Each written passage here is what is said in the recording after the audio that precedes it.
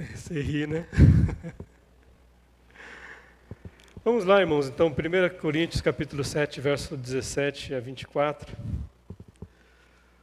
O Rian ficou até vermelho agora. Ah, você já é vermelho?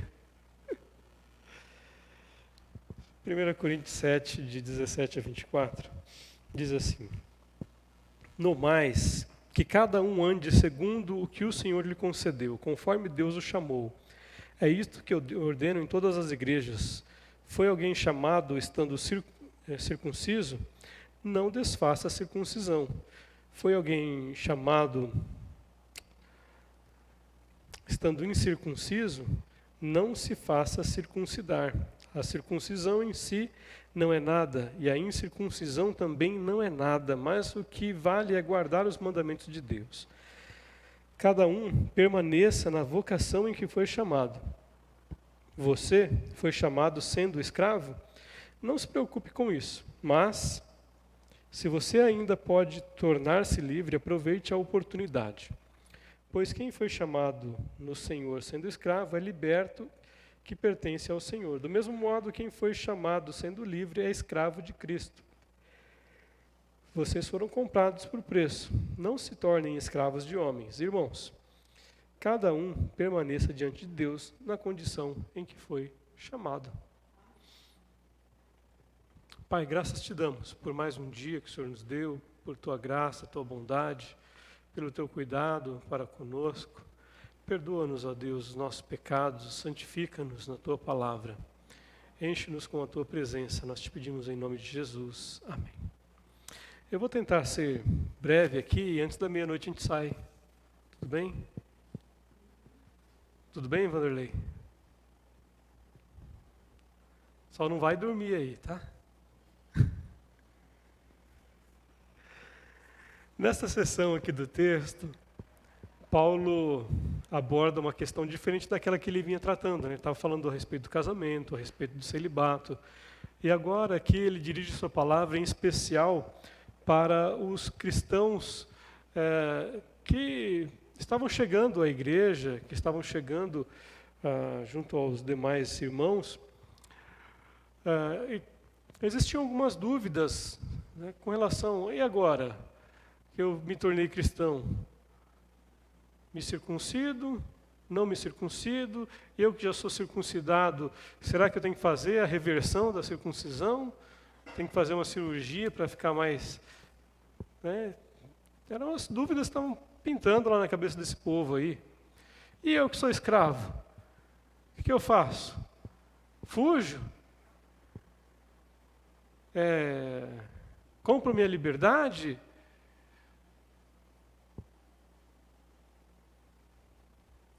E aí Paulo ele começa aqui explanando o seguinte: olha, não importa a forma com que você foi chamado, não importa se você é livre, escravo, circuncidado ou não, o importante é que você obedeça às ordenanças de Deus, os mandamentos de Deus. O importante é que você viva segundo os padrões que Deus estabeleceu.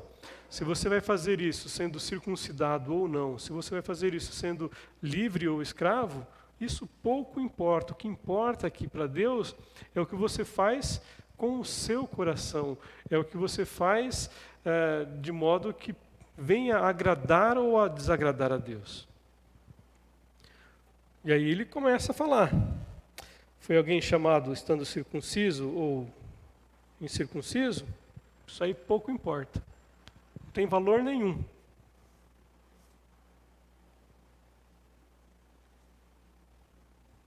Não faz sentido esse tipo de discussão. Então ele vai falar aqui justamente sobre a necessidade do cristão continuar a sua jornada de fé segundo a forma que Deus lhe chamou, sem se sentir inferior ou coagido, pressionado a viver de um modo diferente, de uma forma diferente em que ele se encontrava. Se ele é escravo e não tem a possibilidade de se tornar livre, que ele sirva ao seu Senhor da melhor forma possível, com o coração alegre, testemunhando assim da graça que há em Deus, do amor de Deus, para que a outra pessoa, o seu senhor, quem sabe, seja alcançado pelo poder do Evangelho. Para que ele tenha prazer em ter um bom escravo, um bom funcionário. É o que eu costumo dizer para as pessoas: se você vai trabalhar para alguém, faça o seu melhor. Seja o melhor funcionário. Seja o melhor aluno. Para que isso sirva de testemunho e a gente acabe não desonrando o nome de Deus. Ou melhor, que a gente ao fazer o melhor, a gente vai honrar o nome de Deus. As pessoas vão olhar para nós e falar assim: olha, está vendo aquele crente lá? É o melhor funcionário que eu já tive. Está vendo aquele crente que está passando ali? É a pessoa com o melhor caráter que eu já conheço, que eu já conheci. Pessoa honesta, digna, paga suas contas em dia, uma pessoa compromissada com a sua palavra, uma pessoa que não volta atrás, uma pessoa que não passa os outros para trás. É isso aqui que Paulo está querendo, de certa forma, dizer, né? Para nós honrarmos o nome de Deus da forma em que nós somos chamados. Isso, entretanto, não quer dizer que nós não possamos melhorar as nossas condições. Tanto é que Paulo fala: olha, se você foi chamado aqui sendo escravo, e você tem a possibilidade de se tornar livre, irmão, se torne livre. Porque aí, se a gente voltar um pouquinho atrás aqui no texto, a gente vai ver Paulo falando para os jovens e para as viúvas: olha, se for possível, fique como eu, não case. Mantenha-se celibatário, porque quem é celibatário pode servir ao Senhor com liberdade. Não tem os deveres domésticos, né, para com a esposa, ou para com o esposo, para com os filhos. E aí, então, pode trabalhar para o Senhor livremente. A mesma coisa aqui no caso do escravo. O escravo ainda tem uma condição pior do que... pior entre aspas, né? Porque a pessoa casada, seja o esposo ou a esposa, isso não quer dizer que é alguma coisa ruim. Pelo contrário, é muito bom. O casamento é bom. Agora, a condição da pessoa que era escrava é que ela não tinha direito nenhum. Se o patrão, se o senhor falasse: olha, faz tal coisa, faz isso, faz aquilo, ele tinha que fazer. Não tinha opção de escolha. Né? Quando é no casamento, os cônjuges têm as opções de escolha, né? De seguir caminho A, seguir caminho B. Claro que ambos têm que trabalhar juntos para que o casamento dê certo e que tudo vá bem no casamento, e a família ela possa crescer e ser realmente uma referência de uma família verdadeiramente cristã. E por isso Paulo aqui vai dizer para os escravos: olha, se você tiver oportunidade, então, seja livre. Paulo também está querendo dizer o seguinte: olha, não se prenda a pré-julgamentos, a preconceitos, não se prenda a coisas que têm menor valor do que aquilo que realmente importa. Não se prenda a coisas que são menos importantes, como diriam alguns, são triviais, né? São detalhes, são coisas bobas que não faz sentido a gente ficar discutindo se pode ou se não pode, se deve ou se não deve. O texto aqui, ele não deve servir para nós de pretexto para o comodismo da pessoa que fala assim: tá bom assim, para que mudar? Irmãos, se a gente pode melhorar, por que a gente não vai melhorar? Se a gente tem possibilidade de conseguir um emprego melhor, por que não conseguir um emprego melhor? Se a gente tem possibilidade de ganhar um pouco mais, de estudar, de se desenvolver, por que não fazer? Faça, cresça, progrida. Paulo está falando aqui para os escravos: ó, você tem a possibilidade, vai fundo, pisa no acelerador aí e segue em frente, segue tua vida. Mas tudo tem que ser feito para que glorifique o nome de Deus. Então, que nós possamos, de fato, entender isso. Devemos, sim, podemos e devemos melhorar em nossas condições a fim de sempre servir ao Senhor da melhor forma, né? Ou de um modo melhor do que aquilo que nós fazemos hoje. Se temos condição de estudar para servir ao Senhor com uma capacidade maior, melhor ainda. O que Paulo enfatiza e quer ensinar é que nós não devemos nos prender a regras e a cargas desnecessárias para a vida cristã. Ele deixa claro aqui que esta ordem não é apenas para os cristãos de Corinto, mas é para todas as igrejas, para todos os cristãos. Em todos os tempos, ou melhor, nos lugares onde Paulo passava, ele dava essa mesma orientação.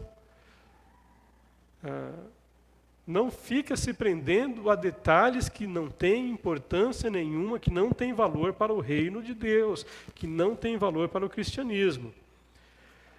O cristão deve entender que servir ao Senhor não deve ser algo pesado, nem tampouco que nós precisamos mudar o nosso status para demonstrar que temos uma nova vida em Cristo. Ou, em outras palavras, você não tem que mostrar-se mais santo que os outros. Você tem que ser quem você realmente é. Porque se você apenas quiser mostrar para o outro que você é mais santo, você está vivendo uma vida de hipocrisia. Você não precisa mostrar que é mais santo, você tem que ser mais santo. E aí as pessoas vão perceber isso naturalmente. Não vai ser uma coisa que as pessoas percebem que é forçado. Já percebeu aquelas pessoas que querem forçar um jeito de ser, mas que você percebe claramente que a pessoa não é nada daquilo que ela está mostrando, que está falando que é?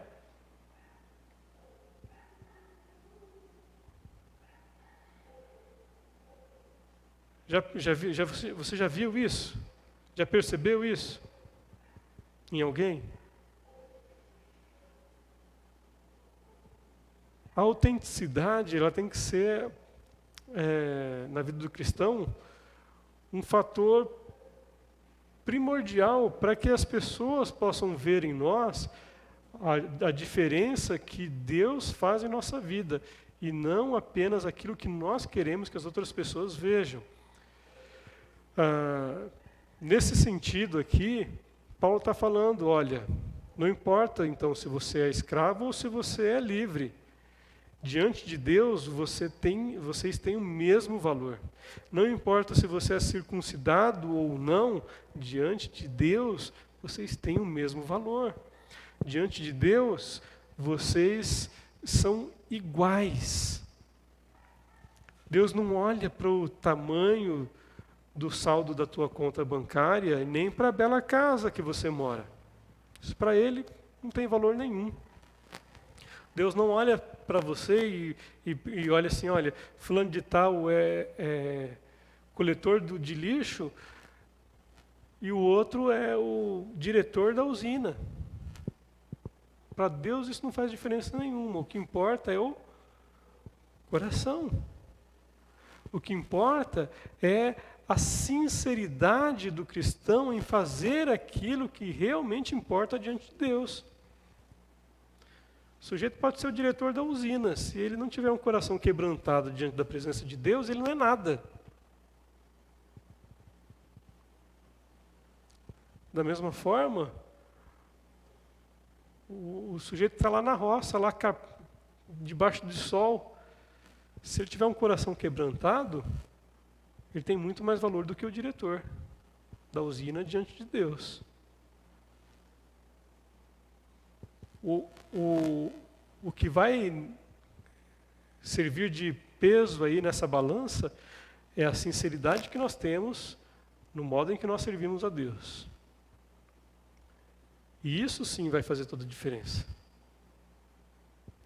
É isso que vai dizer se nós podemos ser nivelados ou não. O contrário disso também é verdadeiro. De repente o diretor lá da usina, ele tem um coração quebrantado, é um cara que é temente a Deus, né? Não sei se tem algum assim lá, né? Mas vamos dizer que tem. E o outro é um cara todo errado, todo torto. Qual que vai ter mais valor? diante de Deus? É aquele que realmente tem o seu coração quebrantado na obra de Deus.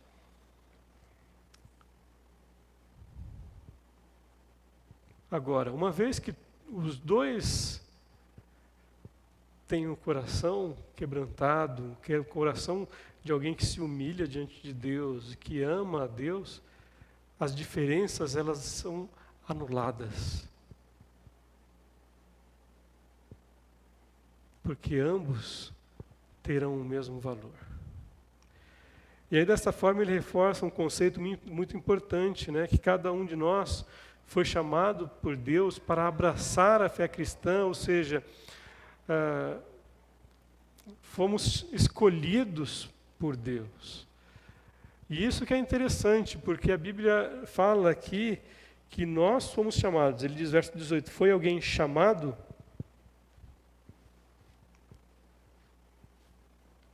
E aí?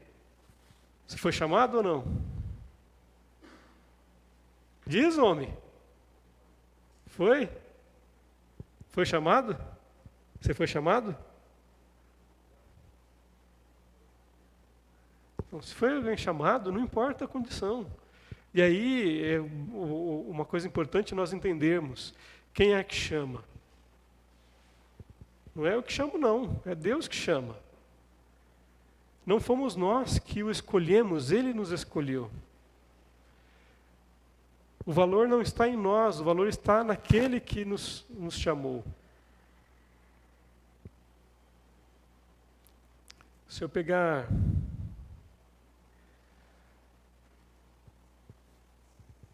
uma bola de vôlei, né? Uma vez eu vi essa ilustração. Uma bola de basquete, por exemplo. Na minha mão, ela é uma bola de basquete. Deve custar o quê? Uns R$100 mais ou menos? Agora coloca uma bola de basquete na mão de um sujeito lá do NBA, o cestinha do NBA. Qual que é o valor que essa bola terá? Então, tudo depende a quem pertence a bola, né? Se tiver uma assinatura lá do Magic, LeBron James, essa bola que valia R$100 vai valer 1 milhão. Né? Porque tem a assinatura desses caras aí, que eu não sei nem falar o nome. Pegar uma camisa, o cara morreu, né, agora, né? Mas pegar uma camisa lá assinada pelo Maradona, agora que ele morreu, então, vai valer muito mais, né? Mas por quê? Por causa da camisa? Não, é por causa da assinatura. Então o nosso valor está no quê? Em nós? O valor está em quem? O valor que nós temos está em a quem nós pertencemos. Essa é a grande diferença. Como diz, né, o pessoal, essa é a sacada. Nosso valor está em Deus. Nosso valor está em nós pertencermos a Ele, nós sermos escravos dEle, em nós termos sido chamados por Ele. Então Ele nos escolheu, Ele nos chamou para sermos dEle, e não o contrário, não fomos nós que escolhemos, não fomos nós, até porque o nosso pecado ele causa um distanciamento tão grande de nós e Deus que nós não conseguimos ver o valor que tem o sacrifício de Cristo por nós mesmos. Se Deus não nos chamar e não falar assim, ó, olha para a cruz. Está vendo o quanto custou a sua vida? O quanto custou a sua salvação? Olha para a cruz, meu filho lá crucificado. Esse é o valor da sua vida. E de fato a gente nunca vai conseguir medir o quanto custou para Deus ver o seu próprio filho crucificado ali.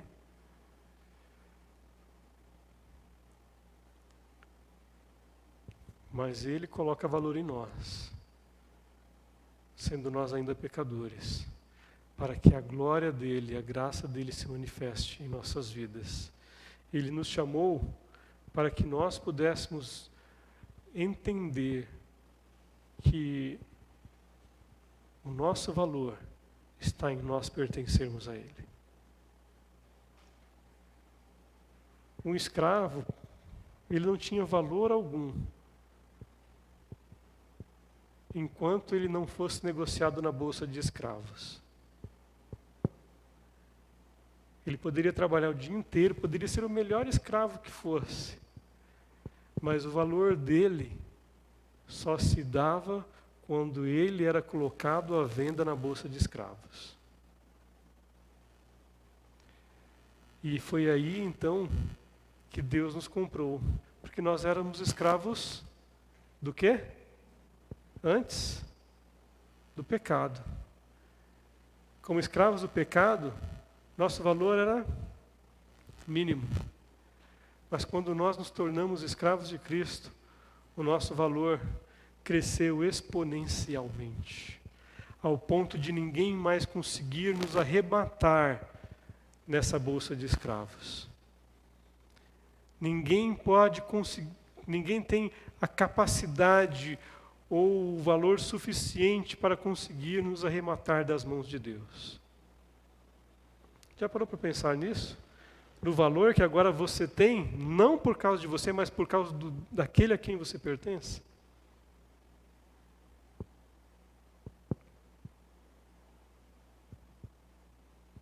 Você já parou para pensar que agora o teu valor é incalculável? Esses dias atrás eu fiquei impressionado ao ver o valor que alguns clubes de futebol, eu não acompanho futebol, porque os irmãos sabem que eu pouco me importo para isso, né? Mas eu fiquei impressionado ao ver o valor que alguns jogadores de futebol eram cotados por alguns clubes, em especial os europeus. São cifras astronômicas. Talvez eu tivesse que trabalhar 50 vidas para conseguir alcançar um valor desse. Um valor que está muito além da nossa capacidade de imaginar. Mas que algum clube em algum momento consegue pagar. Agora, o valor que Deus pagou por nós, ninguém consegue pagar. Só Cristo poderia fazer isso. Então, Paulo está falando exatamente isso aqui. Olha, não importa se agora você é um livre que é escravo, ou se você é um escravo que agora é livre em Cristo. Porque o preço que foi pago por você quando Ele te chamou é que dá agora a você a sua liberdade ou a sua escravidão. Paulo ele usa esse jogo de palavras aqui para dizer que de uma forma ou de outra nós seremos escravos. Mas muito melhor aqui é ser escravos de Cristo. Sermos escravos de Deus. Então, Paulo continua aqui pontuando sobre o chamado de Deus ao homem, ao afirmar que não importa se o cristão havia sido chamado circuncidado ou não, o que importava de fato era a sua disposição em guardar os mandamentos de Deus. Por isso mesmo ele afirma que, se o cristão foi chamado quando ainda incircunciso, não fazia sentido que agora ele fosse circuncidado. O contrário também é verdadeiro. Aquele que era circuncidado não deveria se sentir obrigado a reverter essa circuncisão. Para Paulo, tanto a circuncisão bem como a incircuncisão não significam absolutamente nada. Se o desejo de servir e agradar a Deus com todo o coração não existir.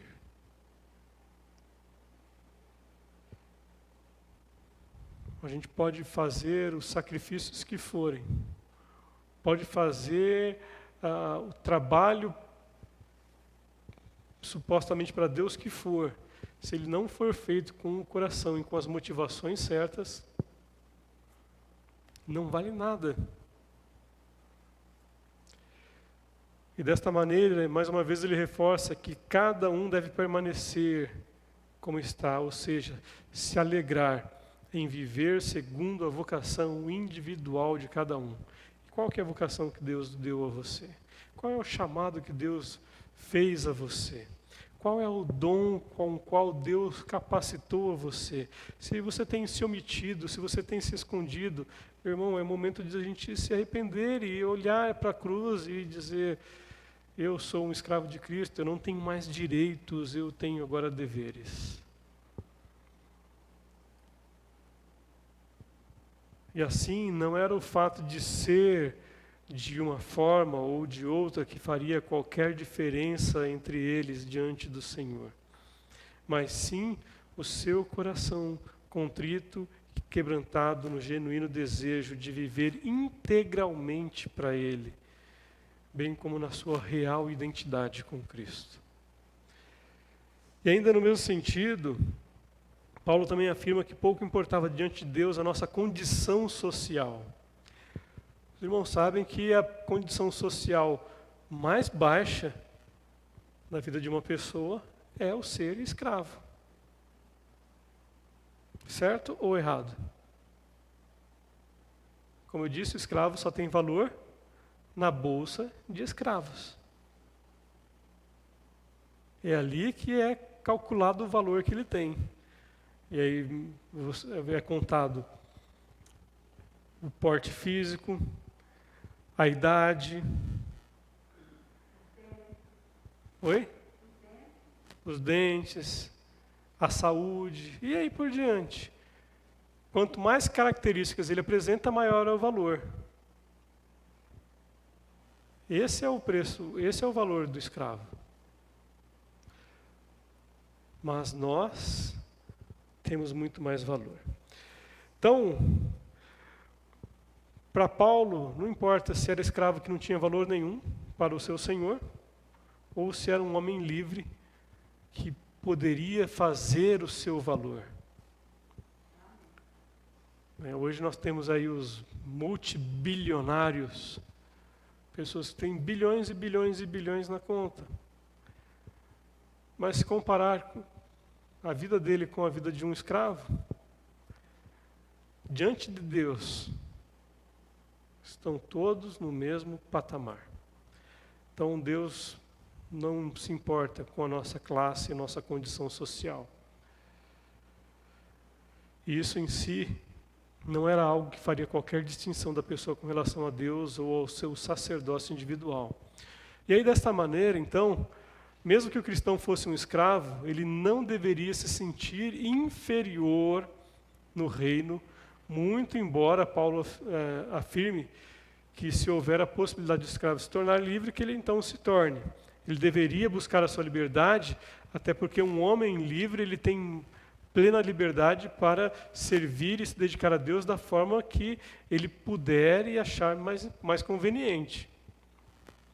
Paulo ainda consola aqui os irmãos que ainda fossem escravos, que mesmo que permanecessem nessa condição por não conseguirem a sua liberdade, que eles deveriam agir com alegria, porque eles estariam libertos em Deus. Olha lá o que diz o verso 21. Você foi chamado sendo escravo, não se preocupe com isso. Verso 22. Pois quem foi chamado no Senhor sendo escravo, é liberto que pertence ao Senhor. Que consolo maravilhoso, né? O sujeito saber, olha, eu não tenho valor nenhum, eu sou um escravo, mas no Senhor eu tenho valor. No Senhor eu sou liberto. No Senhor eu sou uma pessoa com o coração e a mente livre. E aí ele diz, do mesmo modo, quem foi chamado sendo livre é escravo de Cristo. E aí ele vai falar algo interessante, vocês foram comprados por preço, não se tornem escravos de homem. É aquilo que eu falei aqui agora há pouco. Jesus pagou um alto preço, um preço que ninguém mais pode pagar.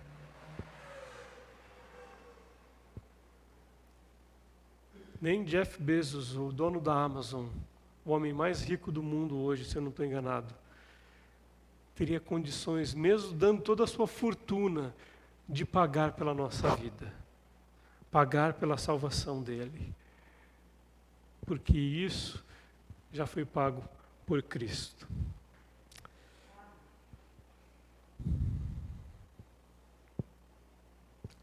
Quem era livre, torna-se escravo.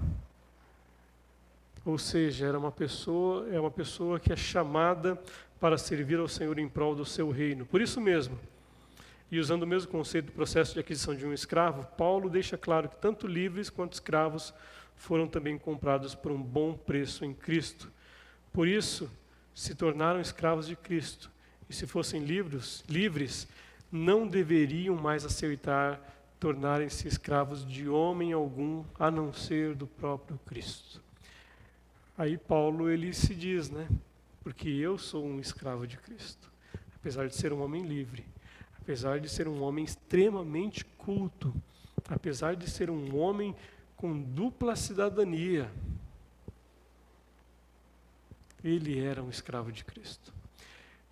Ou seja, ele não julgava que a sua vontade valia coisa alguma se ela não estivesse submissa à vontade de Deus. Ele não se julgava digno de coisa alguma se ele não estivesse submisso à vontade de Deus. E aí então Paulo reforça que nós devemos, com alegria, aceitar a condição em que nós estávamos antes de sermos chamados por Deus. E se isso não for algo que possa ser mudado assim, essa condição não nos deve causar tristeza ou nos fazer sentir menores ou inferiores. Então não importa a classe social que nós nos encontramos. O que importa é o valor que Cristo pagou por nós. Por isso, não somos diferentes. A pessoa que se sente orgulhosa por possuir isso ou possuir aquilo é um pobre coitado, porque não entendeu o princípio da graça de Deus. Deus nos deu o maior presente de graça. Nós não precisamos pagar, muito embora Jesus Cristo tenha pago o preço em nosso lugar. Para nós não custa nada. Então, não importa se é rico ou pobre, negro ou branco, livre ou escravo, o preço que foi pago foi o mesmo. O valor que nós temos é o mesmo. O chamado que nós temos é o mesmo. Com diferentes dons, diferentes capacitações,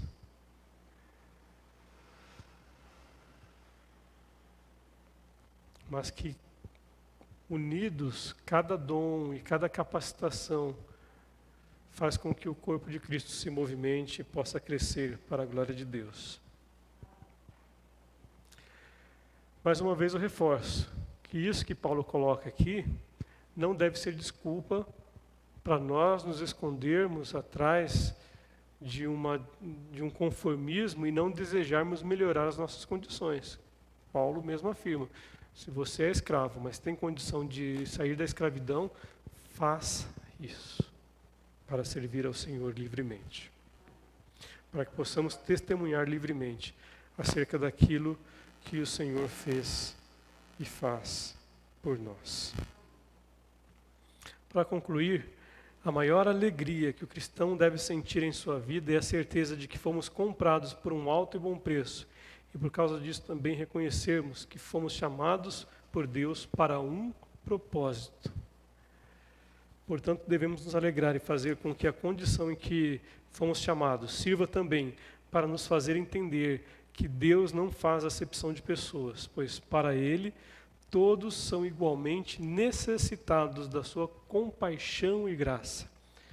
Todos somos necessitados que Deus nos chame para servi-lo no reino e sermos as suas testemunhas, testemunhas do seu amor e do seu perdão.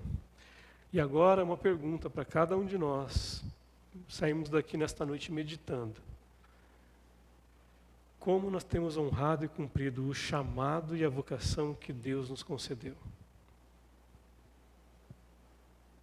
Vou repetir. Como temos honrado e cumprido o chamado e a vocação que Deus nos concedeu? Medite nisso, no seu coração. E responda, não para mim, responda para si mesmo, responda para Deus. Se você realmente tem honrado, se você tem cumprido esse chamado, se você tem feito jus àquilo que Deus fez por você. Isso aí, semana que vem tem mais.